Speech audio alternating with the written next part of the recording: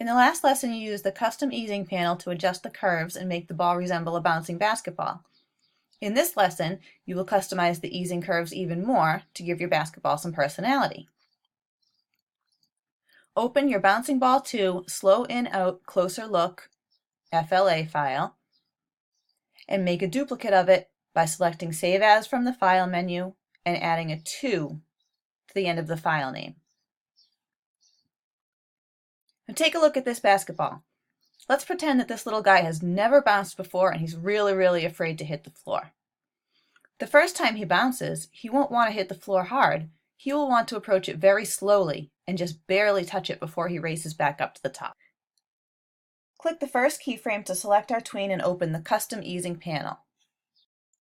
This span is already a slow in, but we need it to slow out as well. In order to do that, we need to take this ski jump looking line and turn it into a wave. Click the black dot on the right to bring up the curve editor. Click and drag this white dot and bring it all the way to the top center of the graph, making its line go from pointing down to pointing left. The graph will get a nice S curve to it. This curve is what it looks like to have a slow in and a slow out in a single tween. Use the play button in the bottom left of the Custom Ease panel to test the outcome. It looks good, but its rebound isn't as drastic as we might like it yet. If you haven't already, click OK in the bottom right corner of the Custom Easing panel. Click anywhere inside the second tween and reopen the Custom Easing panel. Make this curve as intense as possible by clicking on the black dot in the bottom left corner and dragging the white dot all the way up to the top.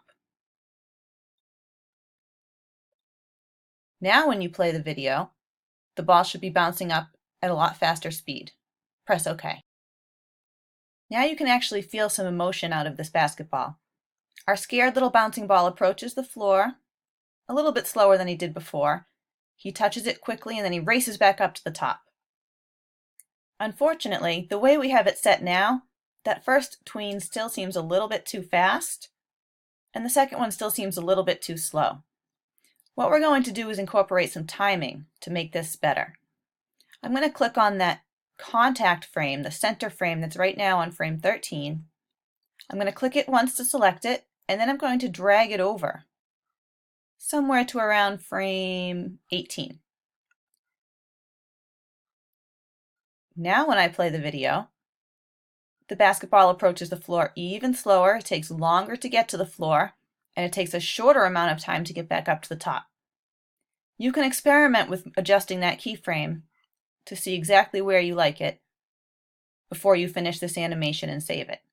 If we compare the two files that we've looked at in this lesson, our original basketball bounce on the left to our scared basketball bounce on the right, we can see the clear difference. The ball on the right actually looks like it's scared to touch the floor.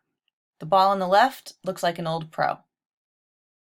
Make sure that you save your file before moving on to the next lesson.